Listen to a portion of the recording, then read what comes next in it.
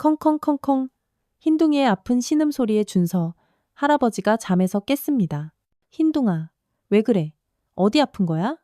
준서 할아버지는 급히 흰둥이를 품에 안고 가까운 동물병원으로 달려갔습니다. 선생님, 우리 흰둥이가 갑자기 이렇게 됐어요. 언제부터 이런 증상이 있었나요? 오늘 새벽에 갑자기요. 숨을 헐떡이고 침을 줄줄 흘리고 검사 결과가 나왔습니다. 밀양의 중독 반응이 보입니다. 중독이요? 아니, 뭘 잘못 주워 먹기라도 했다는 말씀이세요? 전라남도 어느 조용한 시골 마을. 이른 아침부터 진돗개 한 마리가 마당을 천천히 어슬렁거립니다. 새하얀 털에 코끝만 까만 이 녀석의 이름은 흰둥이입니다. 흰둥이는 주인을 찾아 집 안으로 들어가 방문 앞에 조용히 앉습니다. 흰둥아, 벌써 일어났어? 침실에서 나오는 목소리의 주인은 박준서 할아버지. 올해 76입니다. 허리는 제법 굽었지만 눈빛만큼은 여전히 총기가 가득합니다. 준서 할아버지는 흰둥이의 머리를 쓰다듬으며 부엌으로 향합니다. 오늘도 우리 둘이서 밥 먹어야겠구나. 부엌 식탁 위에는 어제 저녁에 먹다 남은 반찬 몇 가지가 덩그러니 놓여 있습니다. 푹 익어버린 배추김치, 멸치볶음, 그리고 혼자 먹기엔 너무 많이 남은 된장국이 전부입니다. 준서 할아버지는 밥을 퍼서 흰둥이 앞에도 한 그릇 놓아줍니다. 아이고, 이것도 벌써 나흘째네. 김치가 좀 시큼해졌으려나? 준서 할아버지가 김치를 집어 올리자 흰둥이가 고개를 듭니다. 평소라면 밥그릇에 코를 밟고 정신없이 먹었을 텐데 오늘은 왠지 할아버지의 움직임을 뚫어지게 지켜보고 있습니다. 왜 그래? 배 안 고파? 할아버지는 흰둥이에게 멸치볶음을 조금 덜어주려 합니다. 그런데 흰둥이가 갑자기 몸을 뒤로 빼며 낮게 으르렁거립니다. 준서 할아버지는 놀라서 숟가락을 멈춥니다. 이 녀석 봐라? 왜 이래? 흰둥이는 멸치볶음 쪽으로 코를 킁킁거리더니 이내 고개를 획 돌려버립니다. 할아버지는 어리둥절해하며 다른 반찬을 집어 올립니다. 하지만 흰둥이는 여전히 경계하는 눈빛으로 할아버지를 바라볼 뿐입니다. 그때 마당에서 차 소리가 들립니다. 할아버지는 창문을 열어 밖을 내다봅니다. 하얀 경차 한 대가 대문 앞에 섰고 차에서 내리는 사람은 며느리 지영입니다. 어머님, 아버님, 안녕하세요. 지영은 차 트렁크에서 플라스틱 반찬통 여러 개를 꺼냅니다. 준서 할아버지는 슬리퍼를 끌며 현관으로 나갑니다. 아이고, 지영아, 이렇게 또 뭘 바리바리 싸왔냐. 아버님, 혼자 끼니 챙기시기 힘드시잖아요. 제가 좀 만들어 왔어요. 김치도 새로 담그고 나물도 무치고 멸치볶음도 새로 볶았어요. 지영의 목소리는 평소보다 한결 살갑습니다. 준서 할아버지는 고개를 끄덕이며 반찬통들을 받아듭니다. 고맙다, 고마워. 너 같은 며느리 둬서 내가 복이 많지. 아유, 뭐료. 민준이 오빠 군대가 있는 동안 제가 더 잘해드려야죠. 지영은 반찬통들을 부엌으로 옮기며 냉장고를 엽니다. 흰둥이가 지영의 뒤를 졸졸 따라오더니 반찬통들을 킁킁거립니다. 어머, 흰둥이가 반찬 냄새 맡네. 배고픈가 봐요. 지영이 웃으며 흰둥이를 쳐다보지만 흰둥이는 꼬리를 흔들지 않습니다. 오히려 지영이 놓아둔 반찬통 중 하나를 향해 낮게 으르렁거립니다. 얘가 왜 이럴까? 평소엔 안 이랬는데. 할아버지가 흰둥이를 달래려 하지만 흰둥이는 여전히 잔뜩 경계하는 모습입니다. 지영은 아무렇지 않다는 듯 웃으며 반찬들을 냉장고에 넣습니다. 강아지들은 원래 새로운 냄새에 예민하잖아요. 금방 익숙해질 거예요. 그런가? 근데 지영아, 민준이는 언제 들어오냐? 아직 한 달은 더 있어야 해요. 그 전까지는 제가 더 자주 와서 아버님 챙겨드릴게요. 지영은 준서 할아버지의 손을 잡으며 말합니다. 준서 할아버지는 고개를 끄덕이며 지영의 손을 토닥입니다. 고생이 많구나. 차나 한잔하고 가지. 아니에요. 아버님, 오늘은 바빠서 이만 가봐야 해요. 대신 반찬 맛있게 드세요. 지영이 나간 후 할아버지는 새로 가져온 반찬통들을 하나씩 열어봅니다. 김치는 색깔이 선명하고 나물들도 정갈하게 묻혀져 있습니다. 멸치볶음에서는 고소한 냄새가 솔솔 납니다. 역시 우리 며느리 솜씨가 좋구나. 준서 할아버지가 새 반찬으로 상을 차리자 흰둥이가 다시 다가옵니다. 하지만 흰둥이는 여전히 조심스럽게 반찬들을 킁킁거리며 경계합니다. 뭐가 그리 이상할까? 맛있어 보이는데. 할아버지는 김치를 한 점 집어 먹습니다. 평소보다 조금 짜긴 하지만 맛은 좋습니다. 하지만 흰둥이는 할아버지가 내어주는 반찬들을 한사코 거부합니다. 정말 이상하네. 뭐가 마음에 안 드나? 할아버지는 고개를 갸우뚱하며 혼자 식사를 마칩니다. 흰둥이는 멀찍이 떨어져 할아버지를 지켜보고 있습니다. 준서 할아버지는 흰둥이의 이상한 행동이 신경 쓰이지만 그저 예민해진 것이라고 생각합니다. 저녁이 되자 할아버지는 다시 지영이 가져온 반찬으로 상을 차립니다. 흰둥이에게도 평소처럼 밥을 주지만 흰둥이는 여전히 경계태세입니다. 오늘 하루 종일 이상하네. 어디 아픈 건 아니겠지? 할아버지는 흰둥이의 머리를 쓰다듬으며 걱정스럽게 바라봅니다. 흰둥이는 할아버지의 손길은 받아들이지만 여전히 반찬들을 향해서는 날카로운 눈빛을 보냅니다. 그날 밤 준서 할아버지는 평소보다 일찍 잠자리에 들었습니다. 흰둥이는 할아버지의 침실 문 앞에 엎드려 밤새도록 자리를 지켰습니다. 달빛이 마루에 스며들고 흰둥이의 두 눈만이 어둠 속에서 반짝이고 있었습니다. 그 다음날 아침 할아버지는 평소보다 늦게 일어났습니다. 몸이 천근만근 무겁고 머리가 조금 아팠지만 나이 탓이라고 생각했습니다. 흰둥이는 여전히 할아버지의 침실 문 앞을 지키고 있었습니다. 흰둥아, 밤새 여기 있었어? 방에 들어가서 자지 그랬어. 할아버지가 흰둥이의 머리를 쓰다듬자 흰둥이는 꼬리를 살짝 흔들며 할아버지를 따라 부엌으로 향합니다. 준서 할아버지는 어제 지영이 가져온 반찬으로 아침상을 차렸습니다. 오늘도 이 반찬들로 먹어야겠구나. 할아버지가 김치를 집어 올리자 흰둥이가 다시 으르렁거립니다. 어제와 똑같은 반응입니다. 할아버지는 의아해하며 다른 반찬을 집어봅니다. 도라지 무침을 집었을 때도 흰둥이는 같은 반응을 보입니다. 왜 자꾸 이래? 뭐 이상한 냄새라도 나는 거야? 할아버지는 도라지 무침을 코에 가져다 대고 냄새를 맡아봅니다. 평범한 도라지 무침 냄새입니다. 하지만 흰둥이는 여전히 경계하며 뒤로 물러서 있습니다. 그때 또다시 마당에서 차 소리가 들립니다. 지영이 또 왔습니다. 준서 할아버지는 놀라며 창문을 열어 밖을 내다봅니다. 지영아, 어제 왔다 갔는데 또 왔어? 아버님 안녕하세요. 어제 급하게 가느라 제대로 인사도 못 드려서요. 그래서 오늘은 새로 만든 반찬 더 가져왔어요. 지영은 어제보다 더 많은 반찬통을 들고 있습니다. 준서 할아버지는 어리둥절해하며 지영을 맞이합니다. 아이고, 이렇게 자주 오면 너만 고생이지. 어제 가져온 것도 아직 많이 남았는데. 아버님, 반찬은 신선할 때 드셔야죠. 어제 것은 버리시고 새로 만든 걸로 드세요. 지영은 냉장고를 열어 어제 가져온 반찬통들을 꺼냅니다. 그리고 새로 가져온 반찬들로 채워넣습니다. 흰둥이가 지영의 뒤를 따라오더니 새로 가져온 반찬통들을 향해 다시 으르렁거립니다. 또 저러네. 어제도 그러더니. 할아버지가 말하자 지영은 웃으며 대답합니다. 얘가 왜 이럴까요? 김치가 싫은가? 아니면 나물이 싫은가? 지영이 웃으며 말하지만 흰둥이는 웃지 않습니다. 오히려 지영을 향해 날카로운 눈빛을 보냅니다. 지영은 그런 흰둥이의 시선을 피하며 반찬통들을 정리합니다. 강아지들은 원래 변화를 싫어해요. 금방 익숙해질 거예요. 그런가? 그런데 지영아, 이렇게 자주 오면 너만 힘들 텐데. 아니에요, 아버님. 민준이 오빠 없는 동안 제가 더 챙겨드려야죠. 그리고 혼자 계시니까 걱정도 되고요. 지영의 말에 준서 할아버지는 고개를 끄덕입니다. 하지만 흰둥이는 계속해서 지영을 경계하는 눈빛으로 바라보고 있습니다. 그래, 고맙다. 그런데 민준이한테는 이렇게 자주 온다고 얘기했어? 아직 얘기 안 했어요. 괜히 신경 쓰게 하고 싶지 않아서요. 지영은 할아버지의 손을 잡으며 말합니다. 준서 할아버지는 지영의 정성에 감동하며 고개를 끄덕입니다. 정말 고맙구나. 너 같은 며느리가 있어서 든든하다. 지영이 떠난 후 할아버지는 새로 가져온 반찬들로 점심을 준비합니다. 흰둥이는 여전히 반찬들을 향해 경계하는 모습을 보입니다. 또 이러네. 정말 이상하다. 할아버지는 김치를 한 점 먹어봅니다. 어제 것보다 더 짜고 뭔가 쓴맛이 나는 것 같습니다. 하지만 직접 담근 김치니까 그럴 수 있다고 생각합니다. 좀 짜긴 하지만 맛있네. 할아버지가 흰둥이에게 김치를 조금 떼어주려고 하자 흰둥이가 몸을 뒤로 물리며 컹 하고 강하게 짖습니다.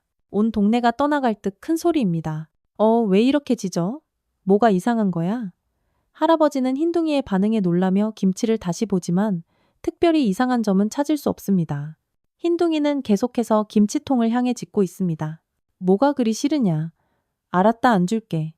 할아버지는 김치를 다시 통에 넣고 다른 반찬을 집어봅니다. 도라지 무침을 집었을 때도 흰둥이는 같은 반응을 보입니다. 심지어 발로 도라지 무침 통을 밀어내려고 합니다. 아니, 이건 또 뭐야? 도라지 무침까지 싫다고? 할아버지는 점점 이상해지는 흰둥이의 행동에 당황합니다. 평소라면 주인이 주는 음식은 무엇이든 잘 먹던 흰둥이였는데 요즘 들어서는 특정 반찬들만 거부하고 있습니다. 오후가 되자 준서 할아버지는 몸에 이상한 증상을 느끼기 시작했습니다. 가벼운 어지럼증과 함께 입이 바싹바싹 마르는 느낌이 들었습니다. 그리고 손가락이 미세하게 떨리는 것 같았습니다. 뭐지? 혈압이 높아졌나?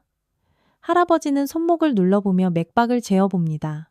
평소보다 조금 빠른 것 같지만 크게 이상할 정도는 아닙니다. 나이가 들어서 그런 것이라고 대수롭지 않게 여깁니다. 저녁 시간이 되자 할아버지는 다시 지영이 가져온 반찬들로 상을 차렸습니다. 흰둥이는 여전히 멀찍이 떨어져서 할아버지를 지켜보고 있습니다. 흰둥아, 와서 밥 먹어. 할아버지가 흰둥이를 부르지만 흰둥이는 다가오지 않습니다. 평소 같으면 밥 시간만 되면 꼬리를 흔들며 달려왔을 텐데 오늘은 계속 멀리서 지켜보고만 있습니다. 왜 이래? 어디 아픈 거야? 할아버지는 걱정스럽게 흰둥이를 바라봅니다. 흰둥이는 할아버지를 향해서는 걱정스러운 눈빛을 보내지만 반찬들을 향해서는 여전히 경계하는 모습입니다. 그날 밤 할아버지는 평소보다 더 일찍 잠들었습니다. 몸이 무겁고 머리가 띵한 느낌이 들었기 때문입니다. 흰둥이는 할아버지의 침실문 앞에 엎드려 밤새도록 자리를 지켰습니다. 새벽 무렵 흰둥이가 갑자기 몸을 일으키며 주변을 킁킁거렸습니다. 뭔가 이상한 냄새를 맡은 것 같았습니다. 흰둥이는 부엌 쪽으로 조심스럽게 다가가더니 냉장고 앞에서 멈춰 섰습니다. 그리고 냉장고를 향해 낮게 으르렁거렸습니다. 하지만 할아버지는 깊이 잠들어 있어서 흰둥이의 경고를 듣지 못했습니다. 흰둥이는 밤새도록 냉장고 앞을 지키며 무언가를 경계하고 있었습니다. 사흘째 되는 날 아침, 할아버지는 평소보다 훨씬 늦게 일어났습니다. 몸이 납덩이처럼 무겁고 머리가 깨질 듯이 아팠습니다. 일어나려고 하자 어지러워서 침대 가장자리에 한참 앉아 있어야 했습니다. 이상하네. 왜 이렇게 몸이 안 좋지? 할아버지는 손을 들어 이마를 짚어봅니다. 열은 없는 것 같은데 온몸이 찌뿌둥합니다. 흰둥이가 할아버지의 다리에 머리를 비비며 걱정스럽게 올려다봅니다. 흰둥아, 할아버지가 좀 이상하다. 나이가 들어서 그런가? 할아버지는 흰둥이의 머리를 쓰다듬으며 천천히 일어섭니다. 부엌으로 향하는 발걸음이 평소보다 훨씬 느리고 불안정합니다. 흰둥이는 할아버지의 뒤를 따라오며 계속 걱정스러운 눈빛을 보냅니다. 부엌에 도착한 할아버지는 냉장고를 열어 지영이 가져온 반찬들을 꺼냅니다. 그 순간 흰둥이가 갑자기 큰 소리로 짖기 시작합니다. 어제보다 더 격렬하게 짖으며 할아버지와 반찬통 사이를 막아서려고 합니다. 왜 이래? 뭘 그렇게 짖어? 할아버지는 흰둥이의 이상한 행동에 당황하며 반찬을 내려놓습니다. 흰둥이는 특히 김치통과 도라지 무침 통을 향해 더 격렬하게 짖고 있습니다. 정말 이상하네. 뭔가 문제가 있는 건가? 할아버지는 김치통을 다시 들어 냄새를 맡아봅니다. 평소보다 조금 시큼한 냄새가 나지만 김치니까 그럴 수 있다고 생각합니다. 하지만 흰둥이는 계속해서 김치통을 향해 짖고 있습니다. 그럼 오늘은 이거 말고 다른 걸로 먹을까? 할아버지는 흰둥이의 반응을 보고 다른 반찬을 집어봅니다. 하지만 멸치볶음을 집었을 때도 흰둥이는 같은 반응을 보입니다. 심지어 발로 멸치볶음 통을 밀어내려고 합니다. 아니, 이것도 뭐가 문제야? 할아버지는 점점 이해할 수 없는 흰둥이의 행동에 답답해합니다. 평소 같으면 주인이 주는 음식은 무엇이든 좋아했던 흰둥이가 이렇게 모든 반찬을 거부하는 것은 처음 보는 일입니다. 결국 할아버지는 흰둥이가 거부하지 않는 밥과 된장국만으로 간단하게 식사를 마쳤습니다. 하지만 식사 후에도 어지럼증은 계속되었고 손가락 떨림도 어제보다 더 심해진 것 같았습니다. 병원에 가봐야 하나?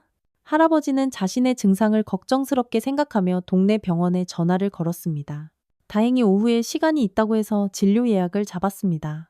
오후가 되자 할아버지는 흰둥이와 함께 동네 병원으로 향했습니다.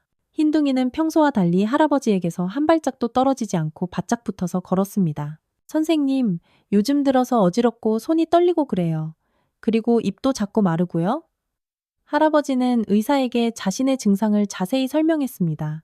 의사는 할아버지의 혈압과 맥박을 재고 간단한 검사를 해봤습니다. 혈압은 조금 높긴 하지만 크게 문제될 정도는 아니네요.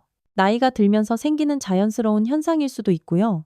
며칠 더 지켜보시고 증상이 계속되면 큰 병원에서 정밀 검사를 받아보세요. 의사는 간단한 진통제와 혈압약을 처방해 줬습니다.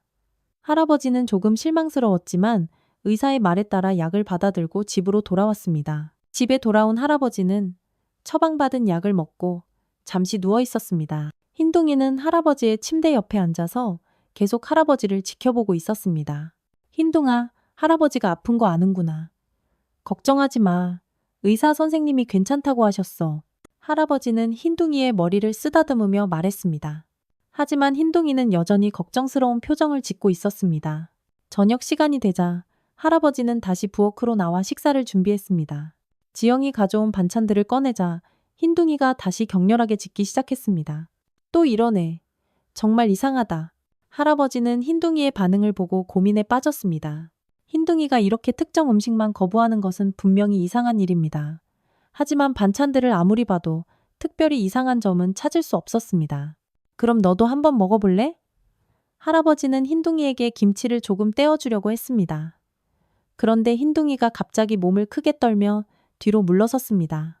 마치 독이라도 피하듯이 극도로 경계하는 모습이었습니다. 뭐가 그렇게 무서워? 이상하네, 정말. 할아버지는 흰둥이의 반응을 보고 뭔가 이상함을 느끼기 시작했습니다. 하지만 정확히 무엇이 문제인지는 알 수 없었습니다. 그날 밤 할아버지는 평소보다 더 일찍 잠들었습니다. 몸이 무겁고 머리가 띵했기 때문입니다. 하지만 잠들기 전에 흰둥이의 이상한 행동이 계속 머릿속에 맴돌았습니다. 뭔가 이상해. 흰둥이가 이렇게 행동하는 건 분명히 이유가 있을 거야. 할아버지는 중얼거리며 눈을 감았습니다. 흰둥이는 할아버지의 침실문 앞에 엎드려 밤새도록 자리를 지키고 있었습니다. 새벽 무렵 흰둥이가 갑자기 몸을 일으키며 헐떡이기 시작했습니다. 숨이 가빠지고 침을 줄줄 흘리며 고통스러워하는 모습이었습니다. 흰둥이는 바닥에 주저앉으며 괴로워했습니다. 컹컹컹컹. 흰둥이의 아픈 신음소리에 준서 할아버지가 잠에서 깼습니다. 할아버지는 깜짝 놀라며 흰둥이에게 달려갔습니다. 흰둥아, 왜 이래? 어디 아파? 흰둥이는 할아버지의 품에 안겨서도 계속 헐떡이며 침을 흘리고 있었습니다. 준서 할아버지는 급히 흰둥이를 안고 가까운 동물병원으로 달려갔습니다. 선생님, 우리 흰둥이가 갑자기 이렇게 됐어요. 할아버지는 흰둥이를 안고 동물병원으로 뛰어들었습니다. 응급실 당직 수의사가 급히 흰둥이를 진찰했습니다. 언제부터 이런 증상이 있었나요? 아까 새벽에요. 갑자기 이렇게 됐어요. 헐떡이고 침을 흘리고. 수의사는 흰둥이의 상태를 자세히 살펴보더니 혈액 검사를 해보자고 했습니다. 할아버지는 불안한 마음으로 검사 결과를 기다렸습니다. 검사 결과가 나왔습니다. 미량의 중독 반응이 나타나고 있습니다. 수의사의 말에 준서 할아버지는 깜짝 놀랐습니다. 중독이요? 뭔가 잘못된 걸 먹었다는 말인가요? 최근에 뭘 먹였나요? 평소와 다른 음식이나. 사람 반찬이랑 같이 나눠 먹긴 했는데요. 할아버지는 며느리가 가져온 반찬들을 생각하며 대답했습니다. 수의사는 고개를 끄덕이며 말했습니다. 사람 음식 중에서도 개에게 해로운 것들이 있습니다. 당분간은 게 사료만 주시고 증상이 계속되면 다시 오세요. 할아버지는 흰둥이를 안고 집으로 돌아왔습니다. 흰둥이는 많이 나아진 것 같았지만 여전히 기운이 없어 보였습니다. 흰둥아, 미안하다. 할아버지가 뭘 잘못 먹인 것 같네. 할아버지는 흰둥이를 쓰다듬으며 미안한 마음을 전했습니다. 하지만 마음 한편으로는 뭔가 이상함을 느끼고 있었습니다. 흰둥이의 중독 증상과 자신의 몸 상태가 비슷한 시기에 나타났다는 것이 과연 우연일까 하는 생각이 들었습니다. 동물병원에서 돌아온 할아버지는 흰둥이를 침실에 눕히고 한참 동안 생각에 잠겼습니다. 흰둥이의 중독 증상과 자신의 몸 상태가 비슷한 시기에 나타났다는 것이 계속 머릿속을 맴돌았습니다. 정말 우연일까? 할아버지는 중얼거리며 부엌으로 향했습니다. 냉장고 앞에 서서 지영이 가져온 반찬통들을 바라봤습니다. 흰둥이가 그토록 경계했던 반찬들이 정말 문제가 있는 것일까? 한번 자세히 살펴보자. 할아버지는 냉장고 문을 열고 반찬통들을 하나씩 꺼냈습니다. 김치통, 도라지무침, 멸치볶음, 나물들. 흰둥이가 특히 경계했던 것들부터 차례로 살펴봤습니다. 먼저 김치통을 열어봤습니다. 색깔은 평범해 보였지만 냄새를 맡아보니 뭔가 이상했습니다. 일반적인 김치 냄새와는 다른 약간 비릿한 듯한 냄새가 섞여 있었습니다. 이상하네. 이 냄새는 뭐지? 할아버지는 더 자세히 냄새를 맡아봤습니다. 분명히 평소 먹던 김치와는 다른 냄새였습니다. 다음으로 도라지 무침을 열어봤습니다. 역시 비슷한 이상한 냄새가 났습니다. 이것도 이상해. 뭔가 섞여 있는 것 같은데. 할아버지는 점점 불안해지기 시작했습니다. 흰둥이의 반응이 과민한 것이 아니라 정말로 이 반찬들에 문제가 있는 것 같았습니다. 멸치볶음도 마찬가지였습니다. 평소 멸치볶음 냄새와는 다른 뭔가 화학적인 냄새가 섞여 있었습니다. 이건 정말 이상해. 분명히 뭔가 잘못됐어. 할아버지는 반찬통들을 모두 식탁 위에 놓고 한참 동안 바라봤습니다. 이 반찬들을 먹고 자신과 흰둥이가 모두 이상 증상을 보였다는 것이 우연일 리 없었습니다. 누구한테 확인을 맡겨봐야겠다. 할아버지에게 문득 한 사람이 떠올랐습니다. 서울에 있는 제자 중에 약학과 교수로 있는 사람이 있었습니다. 김선우 교수는 할아버지가 중학교 교사로 있을 때 가르쳤던 제자로 지금도 가끔 안부를 주고받는 사이였습니다. 할아버지는 의심스러운 반찬들을 작은 용기에 조금씩 담았습니다. 김치, 도라지 무침, 멸치볶음 모두 따로따로 담아서 봉지에 넣었습니다. 선우한테 보내서 확인해보자. 할아버지는 휴대폰을 꺼내 김선우 교수에게 전화를 걸었습니다. 여보세요, 선우야? 나 박준서 선생님이야. 아, 선생님. 안녕하세요. 웬일이세요? 사실 좀 부탁할 일이 있어서 그래. 음식 성분 분석 같은 거 할 수 있니? 음식 성분 분석이요? 무슨 일이시길래 그러세요?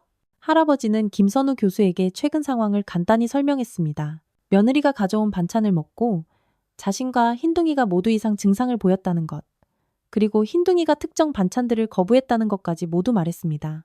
아, 그런 일이 있으셨군요. 네, 분석해 볼 수 있습니다. 내일 택배로 보내주시면 며칠 안에 결과 나올 것 같아요. 고맙다, 선우야. 정말 고마워. 할아버지는 안도의 한숨을 쉬며 전화를 끊었습니다.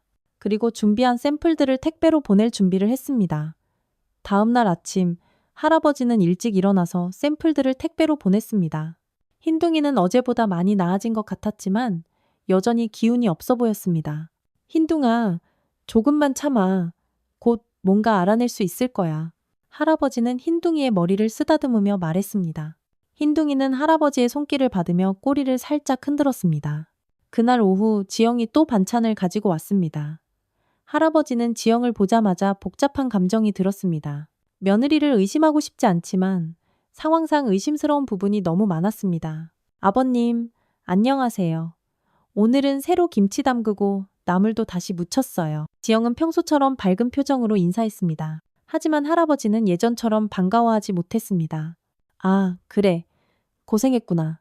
할아버지의 차가운 반응에 지영은 의아해했습니다. 아버님, 어디 편찮으세요? 안색이 안 좋아 보이시는데. 아니야, 괜찮아. 그런데 지영아, 요즘 반찬 만들 때 뭔가 새로 넣은 거라도 있니? 할아버지의 질문에 지영은 잠시 당황한 표정을 지었습니다. 하지만 금세 웃으며 대답했습니다. 새로 넣은 게 뭐가 있겠어요? 평소처럼 만든 건데요. 왜 그러세요? 아니야, 그냥 물어본 거야.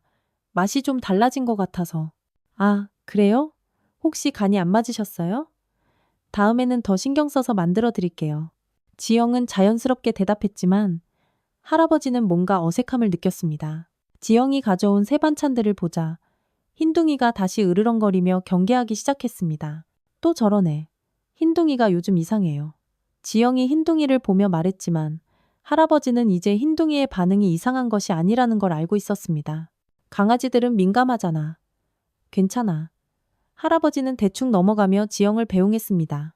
지영이 떠난 후 할아버지는 새로 가져온 반찬들도 따로 보관해뒀습니다. 김선우 교수의 분석 결과를 기다리는 동안은 이 반찬들을 먹을 수 없었습니다. 사흘 후 김선우 교수에게서 전화가 왔습니다.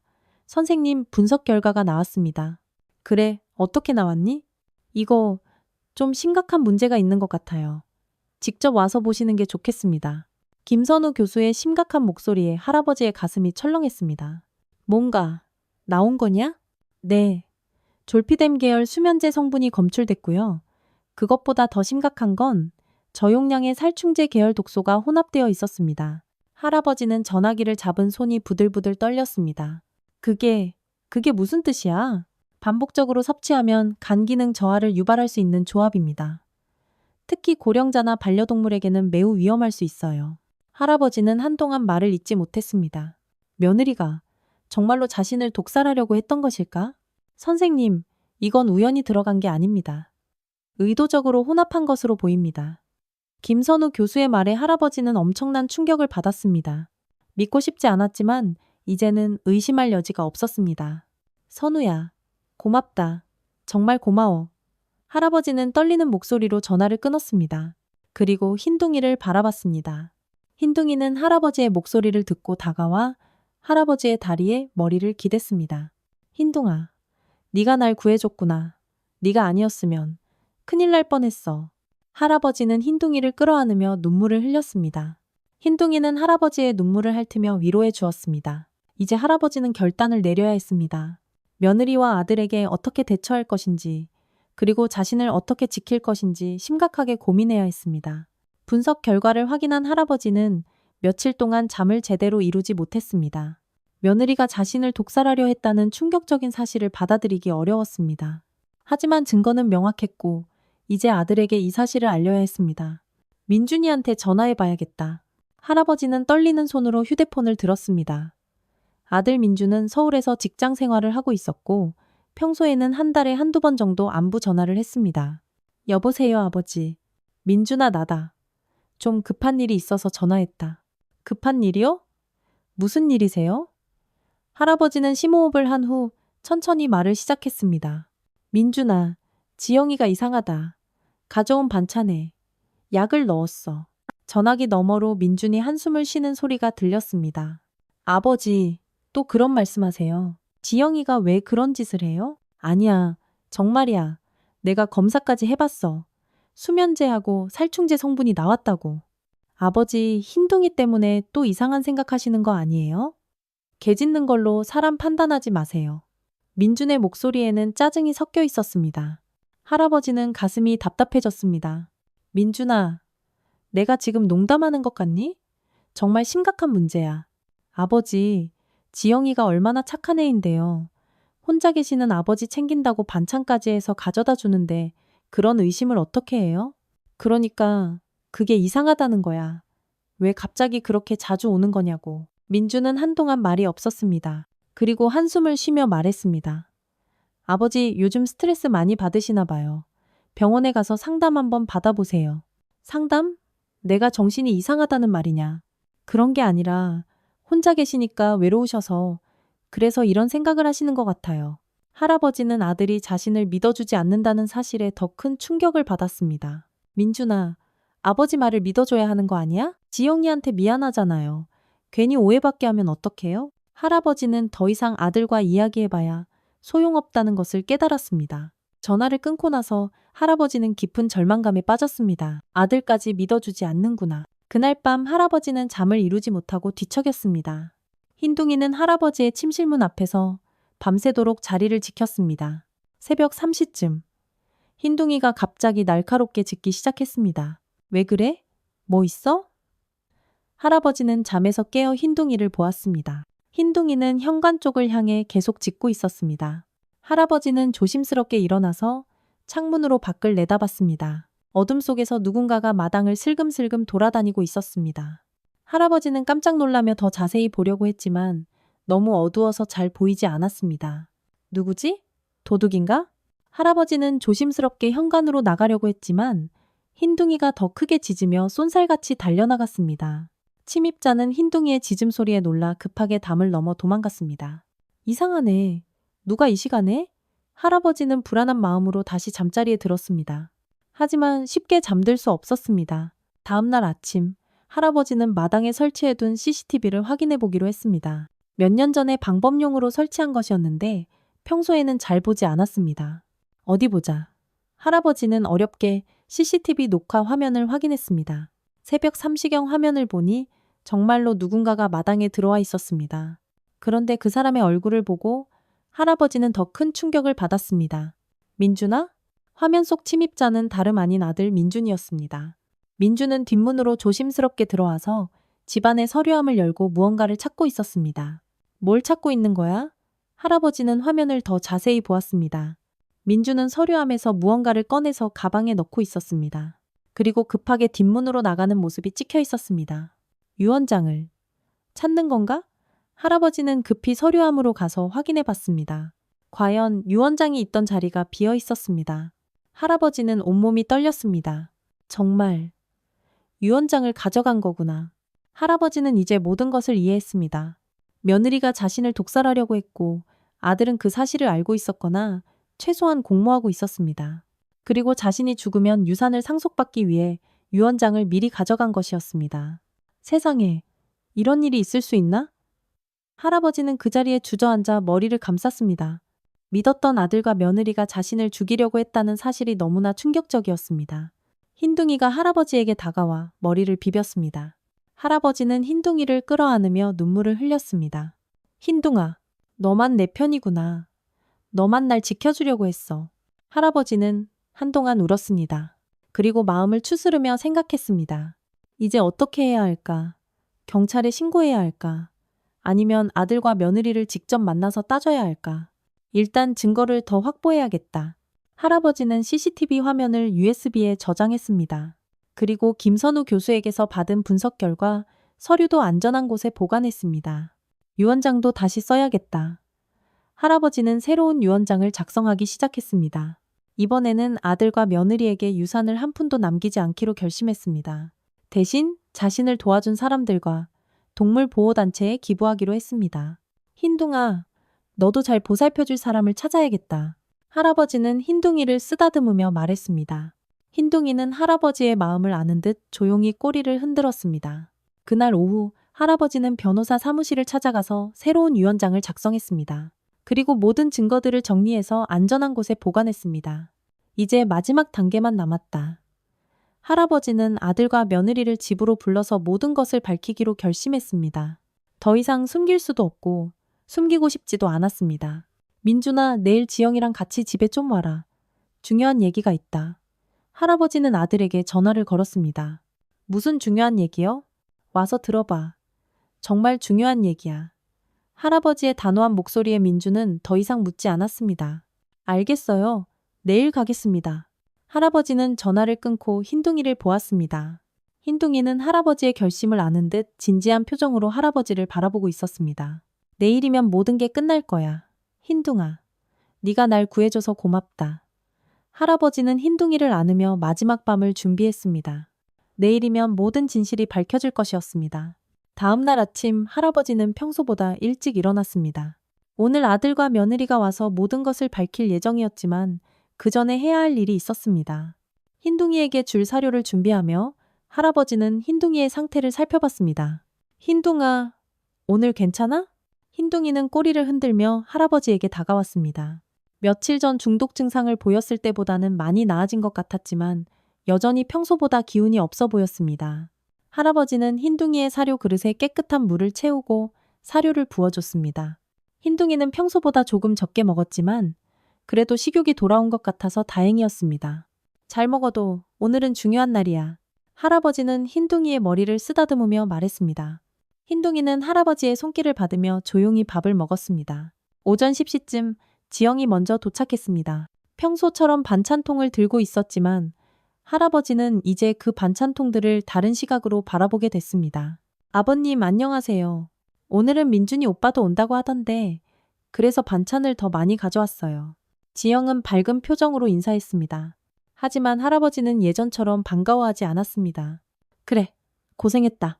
할아버지의 차가운 반응에 지영은 의아해했지만 별말 없이 부엌으로 가서 반찬들을 정리했습니다.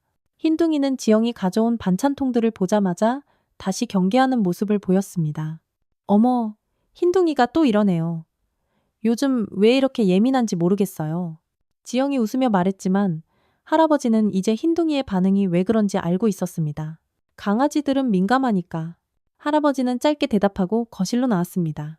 지영은 혼자 부엌에서 반찬들을 정리하고 있었습니다. 30분 후 민준이 도착했습니다. 할아버지는 오랜만에 보는 아들의 모습에 복잡한 감정을 느꼈습니다. 믿었던 아들이 자신을 배신했다는 사실을 받아들이기 어려웠습니다. 아버지, 안녕하세요. 오랜만이에요. 민준은 평소처럼 인사했지만 할아버지는 뭔가 어색함을 느꼈습니다. 민준의 표정에서 긴장한 기색이 역력했습니다. 그래, 왔구나. 앉아봐라. 할아버지는 민준과 지영을 거실로 불렀습니다. 두 사람은 소파에 나란히 앉았고 할아버지는 그들 맞은편에 앉았습니다. 흰둥이는 할아버지의 다리 옆에 바짝 붙어서 앉았습니다. 무슨 중요한 얘기가 있으시다고 했는데요. 민준이 먼저 말을 꺼냈습니다. 할아버지는 준비해둔 서류들을 테이블 위에 놓았습니다. 김선우 교수의 분석 결과서, CCTV 화면을 출력한 사진들, 그리고 새로 작성한 유언장이었습니다. 이게 뭐예요? 지영이 서류들을 보며 물었습니다. 할아버지는 심호흡을 하고 말을 시작했습니다.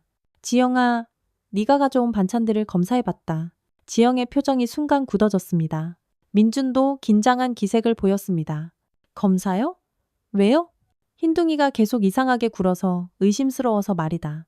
그래서 서울에 있는 지인한테 부탁해서 성분 분석을 해봤어. 할아버지는 분석 결과서를 지영 앞으로 밀었습니다. 지영은 서류를 보더니 얼굴이 창백해졌습니다. 이게 뭐예요? 졸피뎀 계열 수면제하고 살충제 성분이 검출됐단다. 반복적으로 먹으면 간 기능 저하로 죽을 수 있는 조합이라더구나. 할아버지의 말에 민준이 깜짝 놀라며 일어섰습니다. 아버지, 이게 무슨 말이에요? 지영이가 그런 짓을 할 리 없잖아요. 그럼 이 결과는 뭐라고 설명할 거냐? 할아버지는 민준을 똑바로 바라보며 말했습니다. 민준은 말을 잇지 못했습니다. 그리고 민준아, 너도 설명해야 할 게 있다. 할아버지는 CCTV 사진들을 민준 앞으로 밀었습니다. 민준이 새벽에 집에 침입해서 서류함을 뒤지는 모습이 선명하게 찍혀 있었습니다. 이건 어떻게? 민준은 사진을 보고 당황했습니다. 지영도 민준의 반응을 보고 뭔가 이상함을 느꼈습니다. 넌 내가 죽기를 기다리면서 미리 유언장을 가져간 거지. 안 그러냐? 할아버지의 추궁에 민준은 더 이상 숨길 수 없음을 깨달았습니다. 그는 고개를 숙이며 말했습니다. 아버지, 저희도 어쩔 수 없었어요. 민준의 고백에 할아버지는 가슴이 무너지는 느낌을 받았습니다. 정말로 아들이 자신의 죽음을 바라고 있었던 것입니다. 어쩔 수 없었다고? 아버지를 죽이는 게 어쩔 수 없는 일이야. 어머니 간병비 때문에 저희가 다 망했어요. 빚더미에 앉았고 아이들 학비도 못 내겠고 아버지 유산이라도 일부는 받아야 살 수 있어요. 민준의 말에 할아버지는 더 큰 충격을 받았습니다. 아들이 돈 때문에 자신을 죽이려고 했다는 것을 받아들이기 어려웠습니다. 그래서 나를 죽이려고 했다는 거냐? 지영이 갑자기 무표정한 얼굴로 말했습니다. 천천히 드시고 조용히 가시는 게 모두한테 좋잖아요. 어차피 혼자 계시면서 외로우시고 나이도 많으시고 이렇게 가시는 게 낫지 않을까요? 지영의 차가운 말에 할아버지는 소름이 돋았습니다. 며느리가 이렇게 냉정할 수 있다는 것을 믿을 수 없었습니다. 지영아, 너는 어떻게 그런 말을 할 수가 있어? 사실 처음에는 그냥 잠만 재우려고 했어요. 수면제만 조금씩 넣어서 깊이 주무시게 하려고 했는데 효과가 없더라고요. 그래서 양을 늘렸는데도 안 되길래 그래서 살충제까지 넣은 거냐. 할아버지의 추궁에 지영은 고개를 끄덕였습니다. 조금씩 넣으면 천천히 약해지실 거라고 생각했어요. 그러면 자연스럽게 돌아가실 수 있을 거라고. 그 순간 흰둥이가 갑자기 벌떡 일어나 지영을 향해 날카롭게 짖기 시작했습니다. 마치 지금까지 참아온 분노를 모두 쏟아내는 것 같았습니다. 흰둥아. 할아버지가 흰둥이를 말리려고 했지만 흰둥이는 멈추지 않았습니다. 오히려 지영을 향해 몸을 던질 것처럼 위협적인 자세를 취했습니다.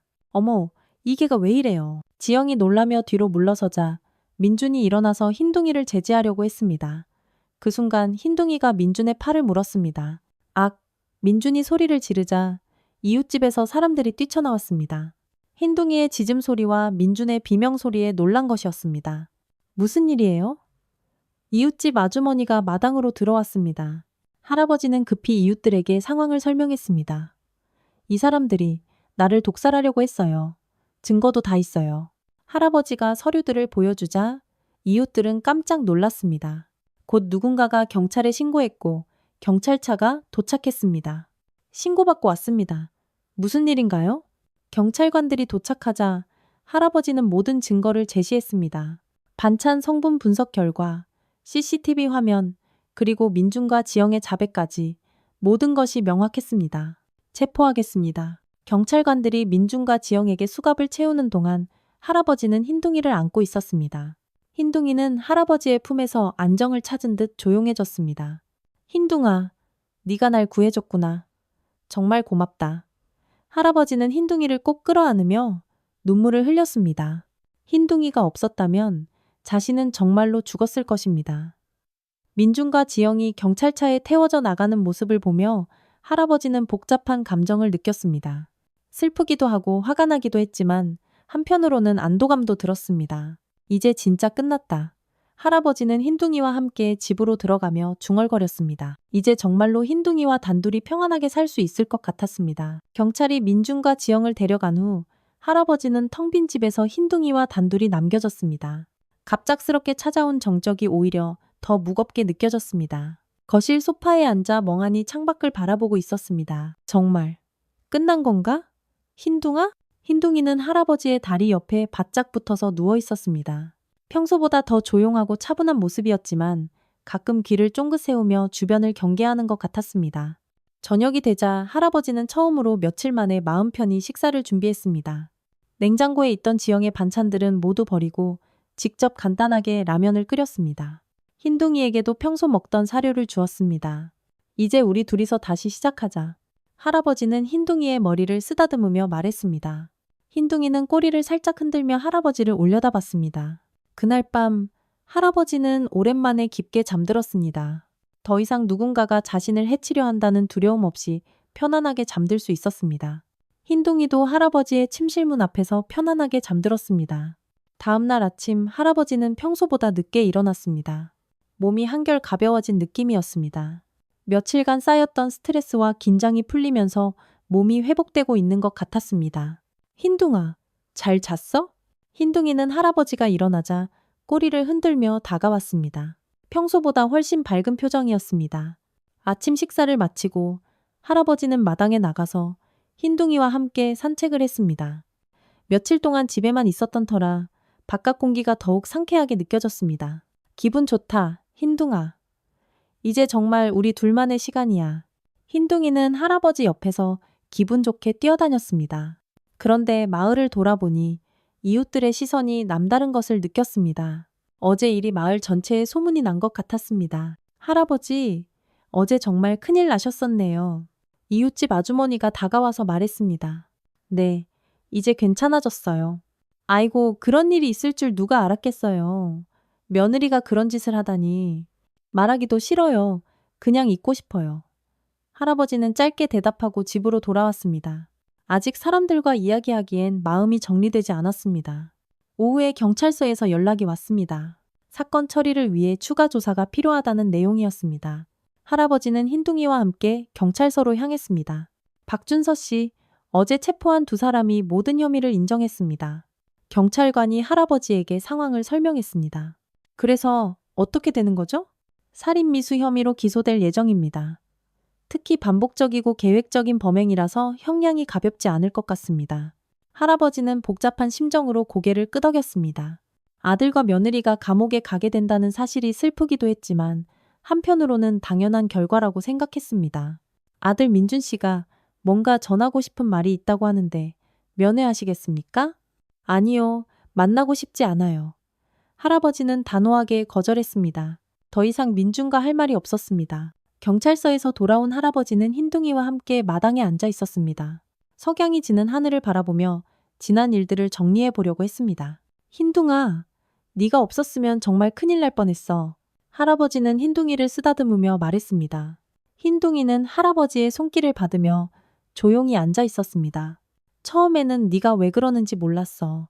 그냥 예민해진 줄 알았지. 그런데 네가 나를 지켜주려고 했던 거였구나. 흰둥이는 할아버지의 얼굴을 올려다보며 꼬리를 살짝 흔들었습니다. 앞으로는 정말 우리 둘이서만 살아야겠다. 더 이상 누구도 믿지 말고. 할아버지는 쓸쓸한 마음으로 말했습니다. 가족에게 배신당한 상처가 쉽게 아물지 않을 것 같았습니다. 며칠이 지나자 할아버지는 일상을 되찾으려고 노력했습니다. 아침에 일어나서 흰둥이와 함께 산책을 하고 간단한 식사를 준비하고 텔레비전을 보거나 책을 읽으며 시간을 보냈습니다. 하지만 가끔 민준과 지영이 생각나면 마음이 복잡해졌습니다. 특히 민준이 어렸을 때 함께 보낸 시간들이 떠오르면 더욱 슬퍼졌습니다. 왜 이렇게 됐을까? 흰둥아, 할아버지는 흰둥이에게 자주 이런 말을 했습니다. 흰둥이는 할아버지의 마음을 아는 듯 조용히 곁에 있어 주었습니다. 일주일이 지나자 변호사에게서 연락이 왔습니다. 새로 작성한 유언장에 대한 최종 확인을 받고 싶다는 내용이었습니다. 네, 그대로 진행해 주세요. 아들에게는 한 푼도 상속하지 않겠습니다. 할아버지는 단호하게 말했습니다. 민준이 자신을 배신한 이상 더 이상 아들로 생각하지 않기로 결심했습니다. 대신 흰둥이를 돌봐줄 사람을 찾아서 그 사람에게 일부 재산을 주고 싶어요. 알겠습니다. 그런 조건으로 유언장을 수정하겠습니다. 할아버지는 흰둥이의 미래를 생각하며 마음이 편해졌습니다. 자신이 죽은 후에도 흰둥이가 잘 살 수 있도록 준비해 두고 싶었습니다. 그날 저녁 할아버지는 흰둥이와 함께 마당에서 저녁 식사를 했습니다. 간단한 반찬과 밥, 그리고 흰둥이를 위한 사료를 준비했습니다. 맛있게 먹어 흰둥아. 할아버지는 흰둥이가 밥을 먹는 모습을 보며 웃었습니다. 흰둥이는 예전처럼 맛있게 밥을 먹고 있었습니다. 이제 정말 우리 둘만의 시간이야. 아무도 우리를 방해하지 못할 거야. 할아버지는 흰둥이와 함께하는 시간이 더욱 소중하게 느껴졌습니다. 비록 가족에게 배신당했지만 흰둥이가 있어서 외롭지 않았습니다. 달이 뜨자 할아버지와 흰둥이는 마당에서 달을 바라보며 앉아 있었습니다. 고요한 밤이었지만 두 친구에게는 평안한 시간이었습니다. 흰둥아, 내일부터는 정말 새로운 시작이야. 우리 둘이서 행복하게 살자. 흰둥이는 할아버지의 말을 듣고 꼬리를 흔들었습니다. 마치 네, 할아버지라고 대답하는 것 같았습니다. 할아버지는 흰둥이의 반응을 보며 미소를 지었습니다. 이제 정말로 모든 것이 끝났고 새로운 시작을 할 수 있을 것 같았습니다. 비록 힘든 일을 겪었지만 흰둥이와 함께라면 어떤 어려움도 이겨낼 수 있을 것 같았습니다. 한 달이 지났습니다. 할아버지는 흰둥이와 함께 새로운 일상을 만들어가고 있었습니다. 아침에 일어나면 흰둥이와 함께 마당을 돌고 간단한 아침 식사를 준비한 후 동네 한 바퀴를 산책했습니다. 예전보다 훨씬 규칙적이고 건강한 생활을 하고 있었습니다. 흰둥아, 오늘 날씨가 참 좋다. 할아버지는 흰둥이와 함께 마당에 놓인 작은 식탁에 앉아 아침 식사를 준비했습니다. 된장국, 김치, 그리고 간단한 나물 몇 가지가 전부였지만 마음은 편안했습니다. 흰둥이를 위해서는 삶은 닭고기를 따로 준비해뒀습니다. 이제 네가 안 짖으면 내가 먼저 의심할 거다. 할아버지는 흰둥이에게 말하며 웃었습니다. 흰둥이는 할아버지의 말을 알아듣는 듯 고개를 끄덕이며 꼬리를 흔들었습니다. 지난 한 달 동안 할아버지는 많은 것을 배웠습니다. 무엇보다 흰둥이의 직감을 믿어야 한다는 것을 깨달았습니다. 흰둥이가 경계하는 것에는 반드시 이유가 있었습니다. 그리고 때로는 동물의 본능이 사람의 이성보다 더 정확할 수 있다는 것도 알았습니다. 흰둥아, 네가 내 생명의 은인이야. 정말 고맙다. 할아버지는 흰둥이의 머리를 쓰다듬으며 말했습니다. 흰둥이는 할아버지의 손길을 받으며 만족스러운 표정을 지었습니다. 식사를 마치고 할아버지는 흰둥이와 함께 마을 한 바퀴를 돌았습니다. 처음에는 이웃들의 시선이 부담스러웠지만 이제는 익숙해졌습니다. 오히려 이웃들이 할아버지를 더 많이 챙겨주고 있었습니다. 할아버지, 오늘도 산책하세요? 네, 흰둥이랑 같이 돌고 있어요. 흰둥이가 정말 영리하네요. 주인을 그렇게 지켜주다니. 이웃들은 흰둥이를 보며 감탄했습니다. 흰둥이의 이야기는 이미 마을 전체에 알려져 있었습니다. 주인을 독살로부터 구한 영웅적인 개의 이야기였습니다. 산책을 마치고 집으로 돌아온 할아버지는 흰둥이와 함께 마당에서 휴식을 취했습니다. 따뜻한 햇살을 받으며 앉아있는 것만으로도 행복했습니다. 흰둥아, 우리 이제 정말 평안하게 살 수 있을 것 같다. 할아버지는 흰둥이를 보며 말했습니다. 흰둥이는 할아버지의 다리에 머리를 기대며 편안한 표정을 지었습니다. 오후에 변호사에게서 연락이 왔습니다. 민준과 지영의 재판 날짜가 정해졌다는 소식이었습니다. 할아버지는 재판에 참석해야 하는지 물어봤지만 변호사는 굳이 참석하지 않아도 된다고 했습니다. 증거가 명확하고 피고인들이 모든 혐의를 인정했기 때문에 재판은 빠르게 진행될 것 같습니다. 그럼 저는 참석하지 않겠습니다. 더 이상 그 사람들을 보고 싶지 않아요. 할아버지는 단호하게 말했습니다. 민준과 지영을 용서할 수 있을지 확신할 수 없었습니다. 시간이 지나면 마음이 바뀔 수도 있겠지만 지금은 아니었습니다. 저녁이 되자 할아버지는 흰둥이와 함께 특별한 저녁 식사를 준비했습니다. 흰둥이가 자신을 구해준 것에 대한 감사의 표시였습니다. 흰둥아, 오늘은 특별한 날이야. 네가 나를 구해준 지 정확히 한 달이 됐어. 할아버지는 흰둥이를 위해 좋은 고기를 사다가 삶아줬습니다. 흰둥이는 맛있게 고기를 먹으며 꼬리를 흔들었습니다. 네가 없었으면 나는 정말 죽었을 거야. 아무도 모르게 조용히 죽었을 거고. 할아버지는 흰둥이를 보며 말했습니다. 흰둥이는 할아버지의 진심을 아는 듯 할아버지의 손을 핥았습니다. 앞으로도 우리 둘이서 오래오래 함께 살자. 내가 너를 지켜줄 테니까 너도 나를 지켜줘. 흰둥이는 할아버지의 말에 대답하듯 멍 하고 짖었습니다. 할아버지는 흰둥이의 반응에 웃음을 지었습니다. 식사를 마치고 할아버지와 흰둥이는 마당에서 별을 보며 앉아 있었습니다. 맑은 밤하늘에 별들이 반짝이고 있었습니다.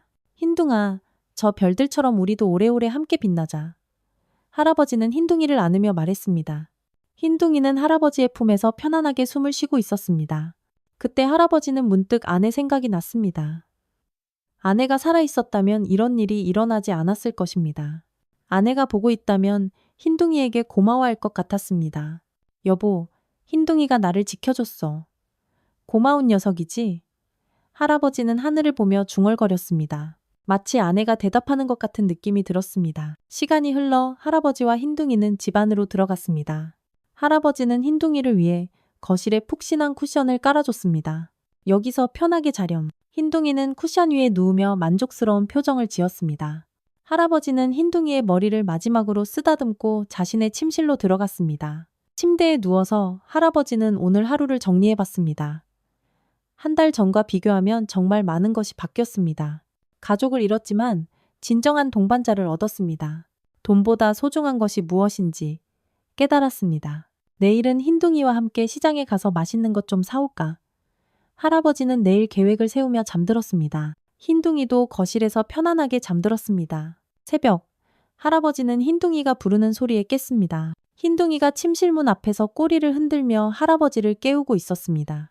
벌써 일어났냐? 일찍 일어나는구나. 할아버지는 흰둥이를 보며 웃었습니다. 흰둥이는 할아버지가 일어나자 기뻐하며 뛰어다녔습니다. 좋아. 일찍 일어난 김에 산책부터 하자. 할아버지는 흰둥이와 함께 마당으로 나갔습니다. 새벽 공기는 차갑고 상쾌했습니다. 흰둥이는 기분 좋게 마당을 뛰어다녔습니다. 정말 좋은 아침이야, 흰둥아. 할아버지는 흰둥이와 함께 새로운 하루를 시작했습니다. 이제 두 친구는 서로에게 가장 소중한 존재가 되었습니다. 어떤 어려움이 와도 함께 이겨낼 수 있을 것 같았습니다. 카메라는 마당에서 뛰어노는 흰둥이와 그를 바라보며 미소 짓는 할아버지의 모습을 비추며 서서히 하늘로 올라갑니다. 푸른 하늘 위로 흰 구름이 평화롭게 떠다니고 있었습니다. 할아버지와 흰둥이의 새로운 시작을 축복하는 것 같았습니다. 구독과 좋아요로 흰둥이와 할아버지의 오래오래 빛날 날들을 응원해주세요. 구독과 좋아요는 무료입니다.